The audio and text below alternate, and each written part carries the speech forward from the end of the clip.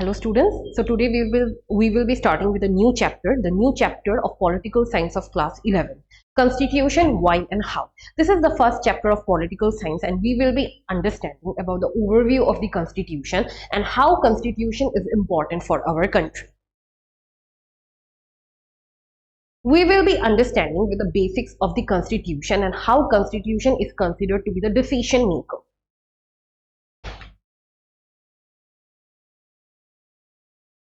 The first function of a constitution is to provide a set of basic rules that allow minimal coordination among members of the society.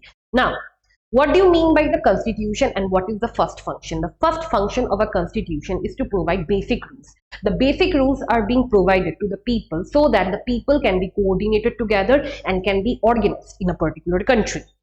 Now, as we know, constitution is a book of rules, is a book of laws which comprises the organization of a particular country. Now it varies from constitution to constitution. Now Indian constitution is considered to be the most longest constitution in comparison to the constitution of other countries.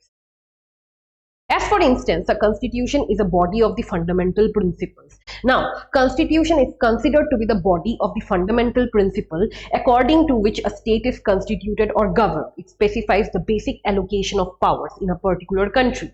Now, if I talk about constitution, it is a basic of the fundamental principles. There are fundamental principles which allow the state or a country to be organized or maintained by. You see, whatever the laws and regulations are being constituted in a particular constitution, we have to abide by those rules and laws. So as a result, it also considers the basic allocation of power. Now in the constitution, there was allocation of powers. Now what do you understand by the allocation of powers? You see, our parliament is divided into two: Lok Sabha, Rajya Sabha, and the president. Yes, the third part is the president. The president is considered to be the leader of the parliament. Now, Lok Sabha has different powers in comparison to the Rajya Sabha. And now, if I talk about the president is considered powerful in the parliament, and prime minister has different powers.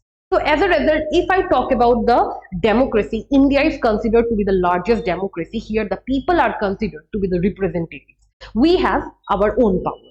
So here is the allocation of power, how the powers are being divided among different community and people in general. In comparison to other constitution, democratic constitutions consider people, that what people decide. Now, in a democratic constitution, people are considered to be the representatives. As a result, it depends on what people decide and what were the terms and conditions of the people around. In the Indian constitution, in most instances, parliament gets to decide laws and policies. If parliament has the authority to enact laws, there must be a law that bestows this authority on parliament. Now, parliament is considered to be the most powerful house in all over our country. As a result, parliament comes to decide the laws and rules of the constitution. But apart from that, in comparison to the parliament, there are other also which is more powerful in comparison to the parliament, which decides the rules and laws of a constitution. Now you see, the second function thus implies that a constitution is to specify who has the power to make decision in a society. It decides how the government will be constituted. Now, according to the constitution, there is not one powerful person or one powerful institute to be considered, but how the powers are being allocated and who has the power to decide the constitution. It remarks the rules and laws of the constitution. Here you see the second function. The second function of the constitution decides that who has the specific power to make decisions in a society. You see, there shall be one leader or one powerful person who will be deciding the laws and rules of a particular society. This is the main function of a constitution, which means the allocation of powers, which means how the power is being divided among the individuals. It decides how the government will be constituted. The constitution also decides that how the government will be constituted. For that reason only, according to the constitution, the Lok Sabha and the Rajya Sabha, there are two houses and one comes the president. Here the government is actually being constituted according to the rules and laws of the constitution itself. I hope you have understood about the overview of the constitution. Now let us go to the next part. Here is the House of the Parliament, the new House of the Parliament. It is also known as the Parliament House of India or the Sansad Bhavan. The old Parliament House is converted into a museum, but this is the Sansad Bhavan which has been constructed. You can see the overview of the new Parliament House. I hope you have saw the overview picture of this new Parliament. Now let's go to the next topic. Here are the limitations on the power of the government. Now, what are the limitations on the power of the government or the constitution? You see, constitution defines the allocation of powers. Now, how those powers can be controlled, and now how those powers can be decided among the individuals.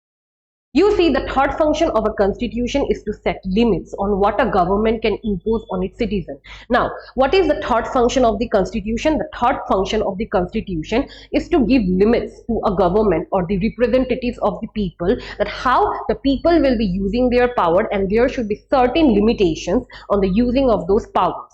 This is the third function. These limits are the fundamental in the sense that government may never trespass them. Now you see, each and every individual must have a control over its power. As a result, the constitution decides that how much power a representative must have, or an individual must have to go on in a country.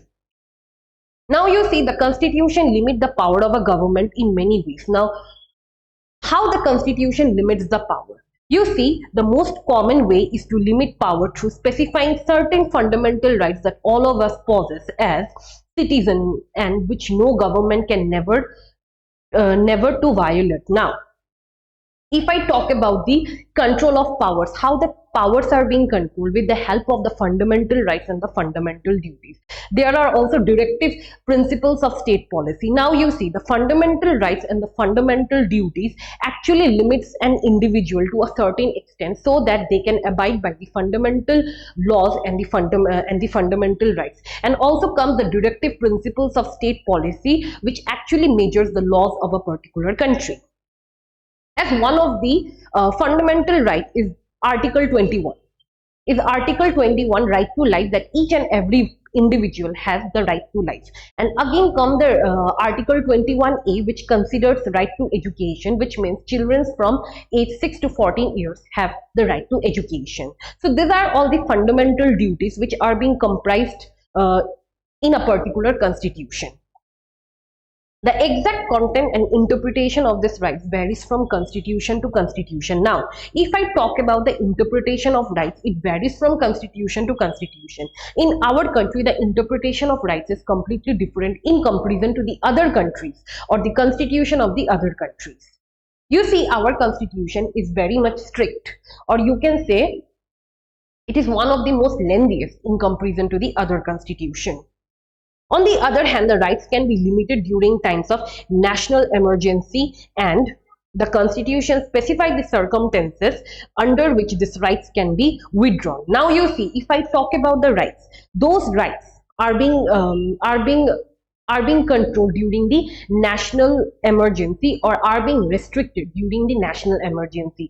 All the time the rights are not being followed. You see, during the national emergency also those rights are being controlled. And under certain circumstances, this right can be withdrawn as well. You see, if the person is provoking someone, if it is provoking or is against the law, those rights can be withdrawn. So these are the limitations of the powers of the government. Now let me give you a brief overview regarding the principles of the constitution. On the First, we have understood that constitution is a set of rules, a book of rules which an individual must abide by. And second comes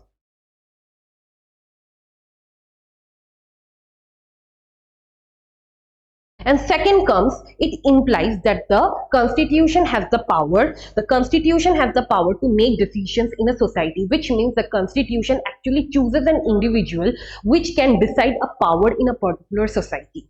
And the third function comes as the control of the powers, how the powers are being controlled and how the powers are being limited among the individual. So we have understood the first function, the second function, and the third function. If you want me to let me repeat those functions, let me repeat you again. The first function comes of the constitution that provides a set of basic rules. Now the first function comes the set of basic rules. Those basic rules are being implemented in a constitution or are being written in the constitution so that it can be implemented by the people. Those rules and regulations or the laws must be abided by a particular individual. And second comes the constitution which specifies the allocation of the powers. The constitution specifies the powers which can be handled by a particular individual, which means that particular individual must be there so that the powers can be allocated among different individuals. Now you see, it is to specify who has the power to make decisions in the society. Now constitution is also considered to be the decision maker, which means there must be an individual who will be making decision in a particular society in general. And third comes the function of the constitution is to limit the power. It can be anything, a government, a particular institution, Lok Sabha, Rajya Sabha, or the Prime Minister itself. There must be the limit of power of a particular individual. If any person crosses its limits or trespass its limits, then it will be violating the rules of the constitution. I hope so you have understood my class. And if you want to know any of the courses regarding the Bhadra Academy, then you can call us in this number 8638391721. Thank you.